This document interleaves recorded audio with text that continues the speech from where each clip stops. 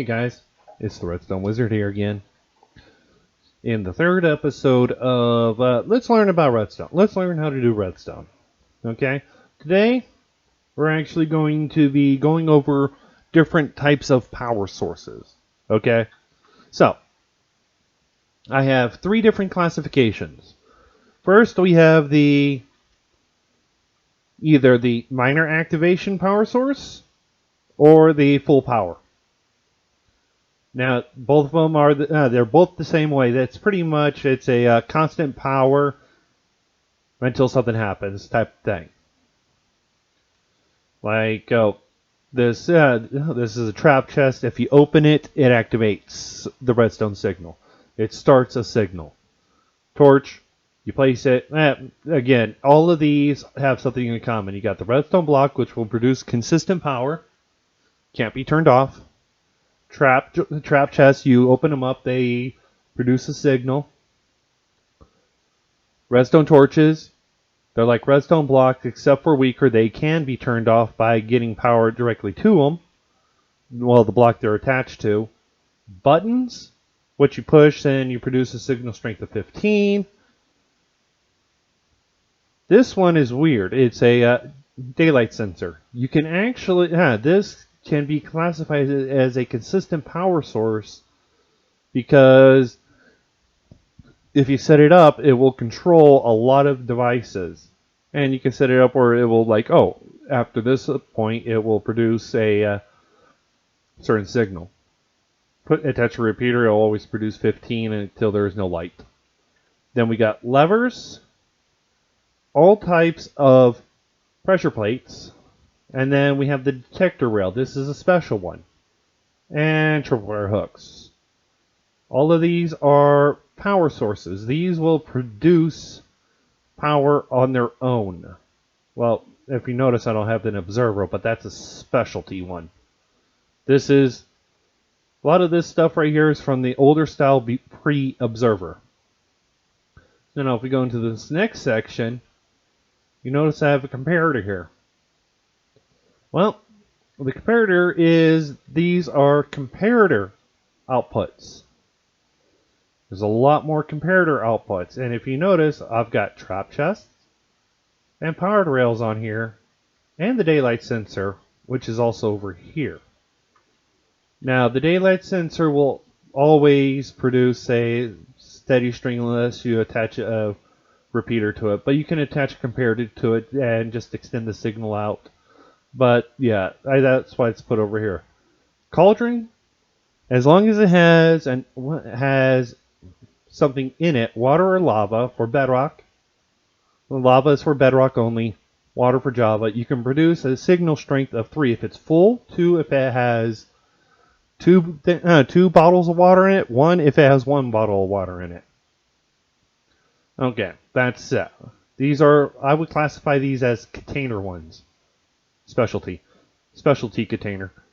Then you have the lectern. If you have a written book, based on the number of pages, is based on the number of how much signal strength you produce. Item frames.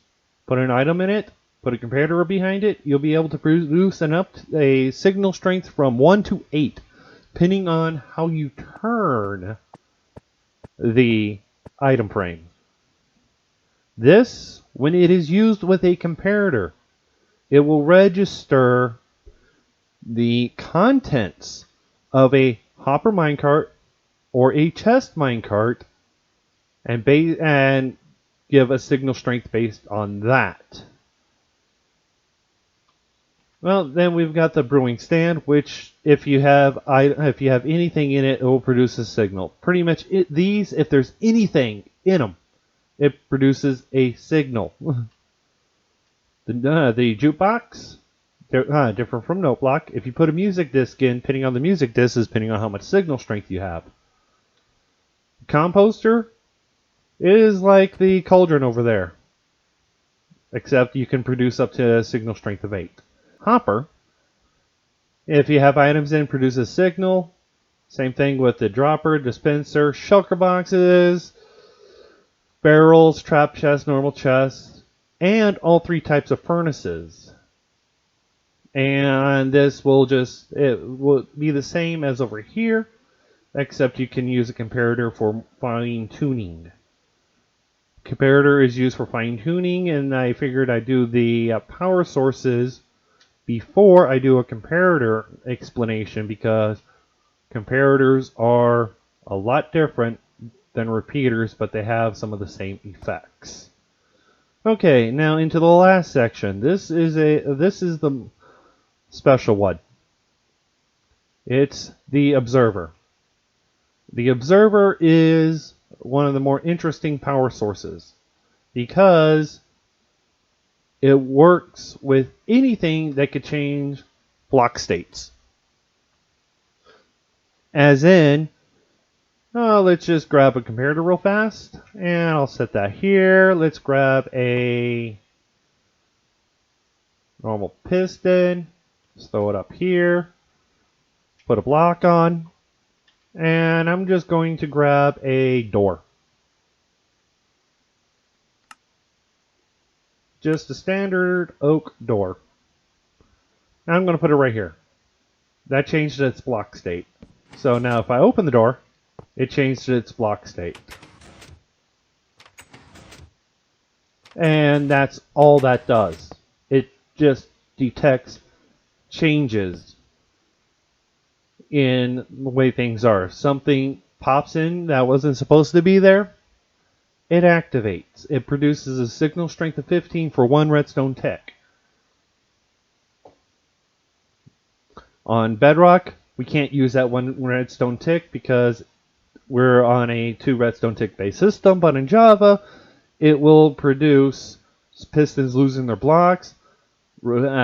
Those redstone torches will not be able to be turned off. And things like that. Anything that requires 2 redstone ticks. This will shorten the redstone tick.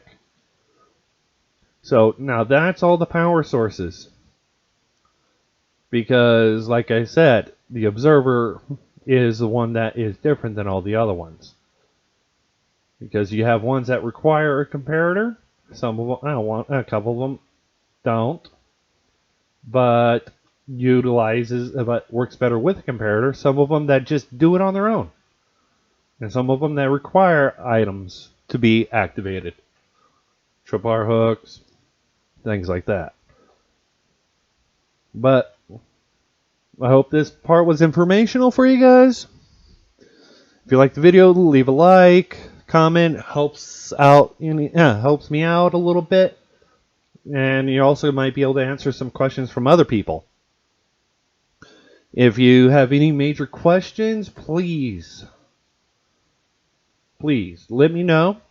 And it'll be preferable if you join my Discord for that, because I can actually go into a little more depth than going on the YouTube. I'm going on YouTube. It's more of I actually go almost hands-on. I can actually send you pictures of what I'm talking about. If you want to support me, subscribe, or join my Patreon. But you guys,